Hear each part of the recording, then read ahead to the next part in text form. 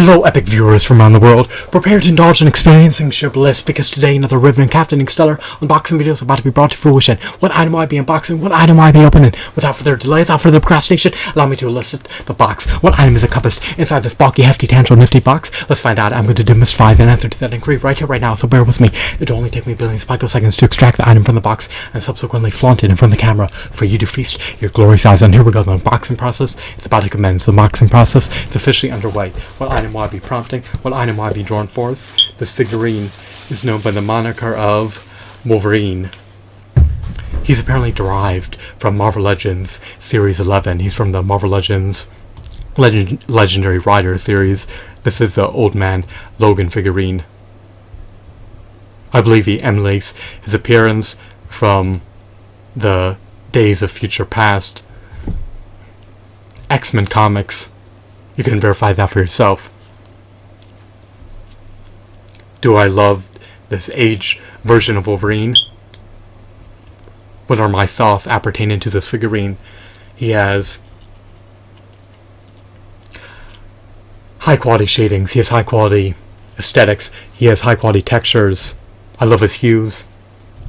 I love his muscle tones. I love his facial features. I love the fact that he has finger joint articulation. I love the fact that his knees are double jointed. I love the fact that he has toe articulation. I love the fact that his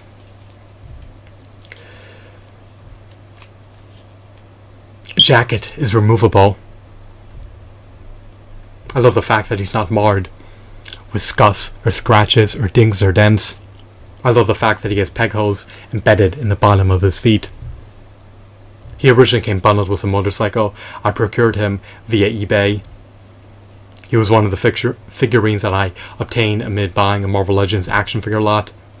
He was likely churned out by Toy Biz amid the mists of the 2000s, perhaps in 2006, perhaps in 2005, likely in 2006. I would make an arbitrary assumption that he was produced amid 2006. He was likely sculpted by the Four Horsemen Studios Corporation. Toy Biz contracted them to sculpt the Marvel Legends figurines. I love this figurine's deco. I love this figurine's design in every facet. His little belt cannot be removed. His jacket can be removed. You can place him into any dynamic pose that you see fit. His claws are protruding out. His legs can be ascended and descended. It can be moved inwards and outwards, but not too far inwards. Is obstructed by his bottom.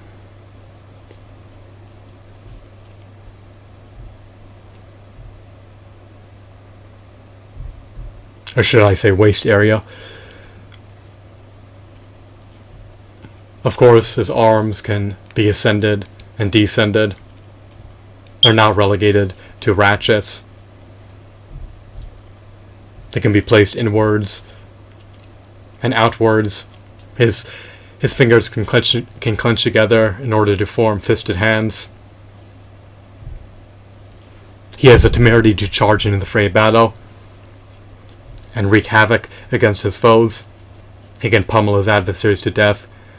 He can impale his adversaries with his claws. He can penetrate through the limbs of his adversaries by leveraging his claws. I love his adamantium claws.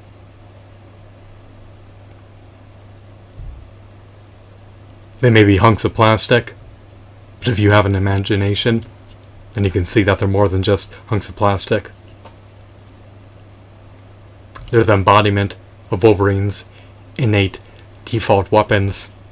Of course, these weapons are external, but they became Wolverine's innate default weapons when he had them implanted inside him.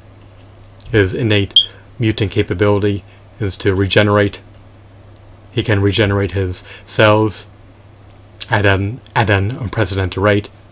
His healing factor is likely akin to Deadpool's. Even though his healing is unprecedented, I think that he got slaughtered or bludgeoned or massacred in one of the comics.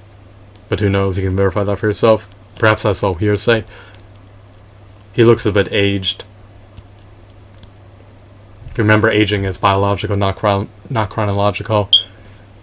he's still an epic figurine to possess. He looks as though he's the audacity to charge into the fray of battle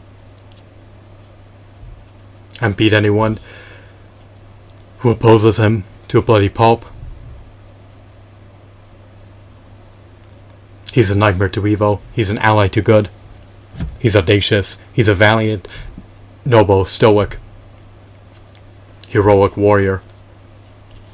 I'm not going to remove his jacket. You can remove it if you so choose to.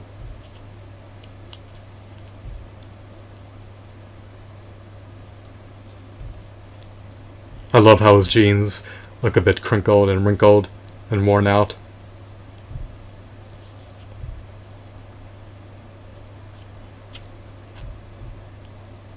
I love his abs. They accentuate his physical prowess.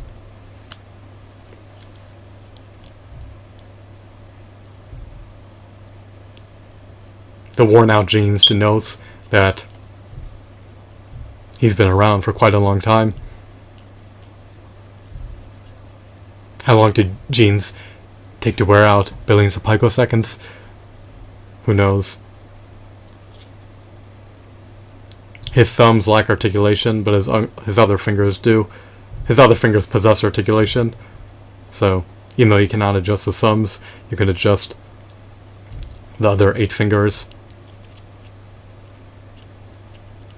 As a totality, this figurine is just stupendous in every facet. His little utility belt, or belt with the X-Men symbol, cannot be removed. His jeans cannot be removed. His shoes cannot be removed. His claws cannot be removed. His hair cannot be ripped off.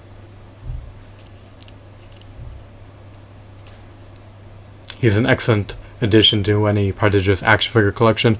For $8 plus tax, you couldn't have gone wrong procuring this figurine in the past. He came bundled with a motorcycle. If you procure him new, he came bundled with a comic book, and he also had visually appealing packaging, which you may have wanted to retain. If you prefer to take a gander at your figurines within the box, I love having mint on card figurines. However, I prefer to open them to display them. They're meant to be flaunted. They're meant to see the light of day. They're meant to be illuminated. They're not meant to be relegated and imprisoned in a plastic or cardboard box. He's officially liberated. He'll no longer be relegated to the parameters or to the confines of this box that I received him in amid purchasing him.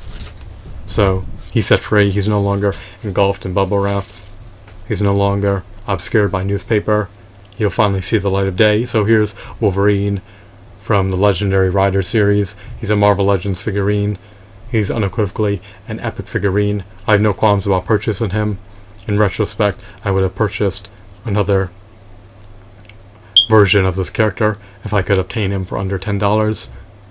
On eBay, he likely commands a hefty premium price of over $20, so you may want to desist from buying him if you're on a budget. However, if you don't own a Wolverine and are an avid devout X-Men fan, then perhaps you may want to consider purchasing him.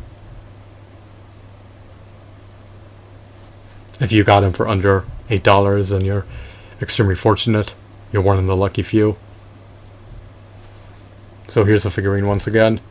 I'm not going to really tamper or fiddle with the joints too much. I don't want to compromise the integrity of the joints. I don't want them to become loosened. I don't want them to become severed. I want them to remain intact. So hopefully I can retain this figurine for the rest of my finite life. That's everything I wanted to convey and spew from my vocal folds. I hope that you found this video to be intriguing and insightful. Have a wonderful, marvelous day. Goodbye.